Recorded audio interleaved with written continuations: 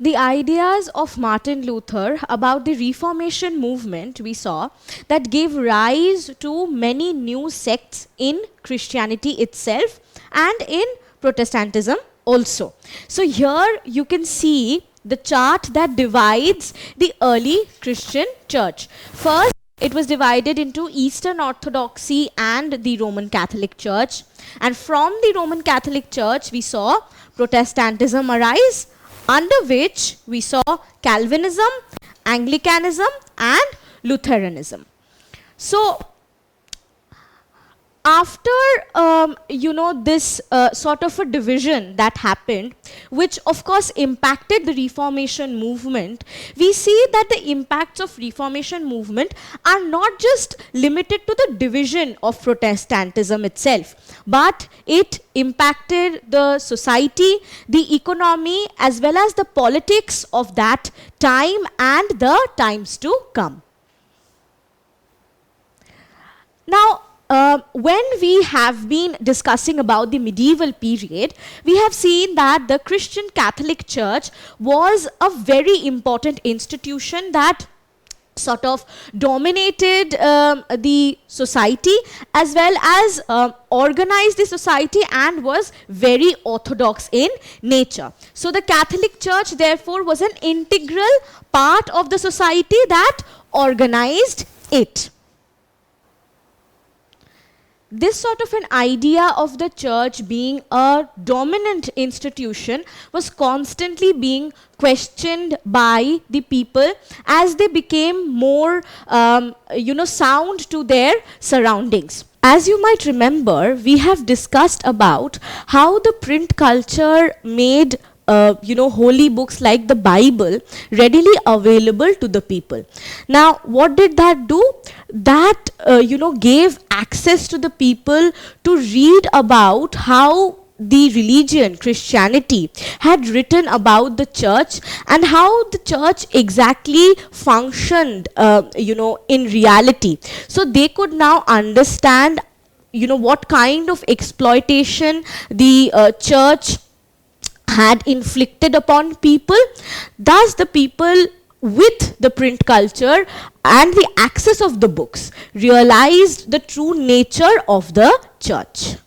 So we see that there is, of course, an impact in the entire structure of the church. But how exactly did it impact the church, and what were the consequences of the impact? So the first impact that happened in the church itself was the Great Schism. So the schism in the Christian Catholic Church, which is also known as the Great Schism. Now, schism, the word itself means the divide between something or a structure or a certain idea.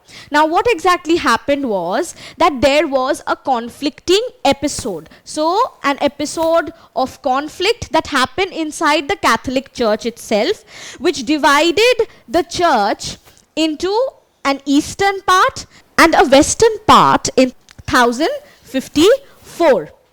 Now, this conflict happened due to the difference in opinions on the basis of political and religious aspects. In this picture, you can see that the church got divided into the eastern half and the western half. Now, after this schism, we would think that the conflict of the church might have settled, but that was not the case. Now, Reformation ideas that were being propagated by the reformers were giving people an alternative source of the religion of Christianity. So what exactly happened was, now the two churches, the Eastern Church and the Western Church, were again in a conflict regarding which church was the legitimate church, which church had the more amount of power with respect to decision making regarding the religion itself. So we see there is a new branch, which was Protestantism, that arose out of Christianity, had caused this sort of a rivalry between the Eastern and the Western Church, causing a split again. So there was a second schism that happened in 1378 between the two popes of the churches. So we see ideally, therefore, the rivalry of the popes resulted in the breakup of the Western Church here.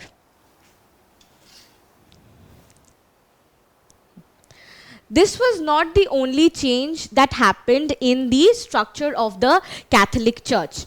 The schism, of course, divided the church, but the internal changes were brought by a particular movement that arose in the church, which was called the Counter-Reformation movement. So ideally, the Counter-Reformation movement was countering the Reformation movement that took place. So what it wanted to do was that the Catholic Church wanted to show itself as a just institution that stood by its people, so that it can get a hold of the population of Protestantism. So in this very picture, you can see how the members of the Catholic Church are discussing about the reformation that has to happen in the internal structure as well. So there were, as I stated, that a series of changes that happened in the internal structure or the ideology of the church. So the changes were, firstly, the ban on the sale of indulgence, or on the extravagant ceremonial practices that they had, as well as the fees that was taken for these ceremonies. The second is, we see that the church became tolerant towards these new ideas, and it also allowed people to preach in other languages, especially their vernaculars. Whereas we see that in older times the church only preached in Latin. Now, we also see that the service books, especially the Bible that had been written in Hebrew and Greek, got translated into Latin. This later became the official Bible of the Roman Catholic Church, and this came to be known as the Vulgate. So, Counter-Reformation specifically looked at transforming the church internally. But as I pointed out, or as we saw, that Protestantism by this point of time had become widespread. So in order to sort of stop it from growing more, the Catholic Church wanted to establish some sort of an idea so that Protestantism could be controlled. So what happened was, there was the Society of Jesus that was established by Saint Ignatius of Loyola, and the members were known as Jesuits. So what he did was, because the church became more liberal now, they were trying to showcase a sort of new idea of the Catholic Church itself. Now, can you tell me who established the Society of Jesus? Was it Karl Marx, Max Weber, Saint Ignatius of Loyola, or Martin Luther? That is absolutely correct. It is Saint Ignatius of Loyola. So till now we have discussed the various impacts of the Reformation movement. Now we have to realize that impact of the Reformation movement was not just positive. There were also certain negative impacts.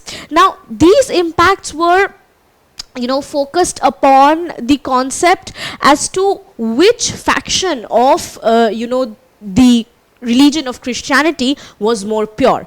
Was it Protestantism or was it Catholicism? So we see that out of these conflicts that rose, the major one happened around the year of 1618, and this is known as 30 Years' War.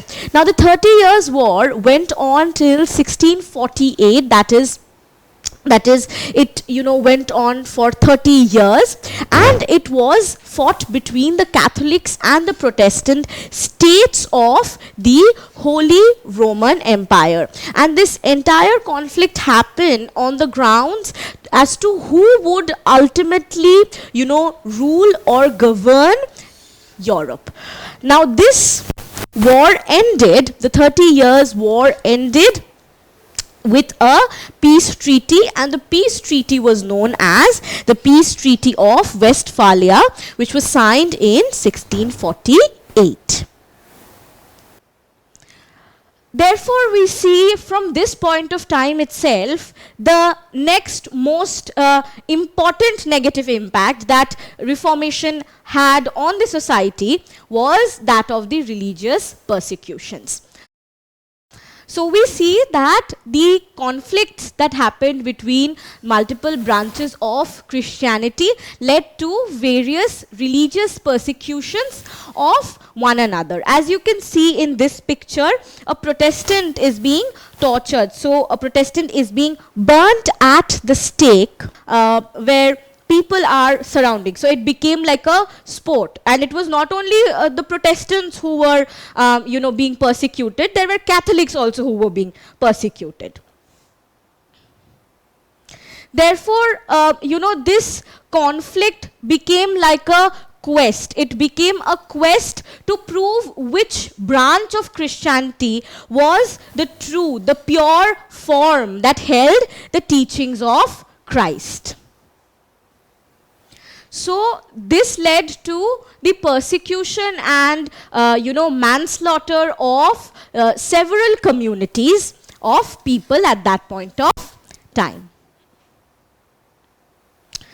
The most famous story is that of Bloody Mary. Now, who was Bloody Mary? Mary Tudor of England, who was the Queen of England at that point of time, was also known as Bloody Mary because she was the one who led mass persecutions at that point of time. And during the reign of Queen Mary I, which is Mary Tudor, we see the Protestants being persecuted in large numbers. So she executed the Protestants under her reign. Thus we realize that the ideas of the various reformers, like that of Martin Luther, established the ideas of Reformation, and they took the Reformation movement forward. Now, the impact of these ideas were not just in one sphere. So it was not just focused on the society or the church per se. So the impact of the ideas could be seen in all spheres, that is, in the sphere of politics, in the sphere of the society, as well as in the sphere of religion. So we can understand that the ideas that was envisioned by Martin Luther was taken forward by the Reformation movement that changed the society in its entirety. So all the structures of the society, the religious structure, the political structure, all was impacted by the Reformation movement.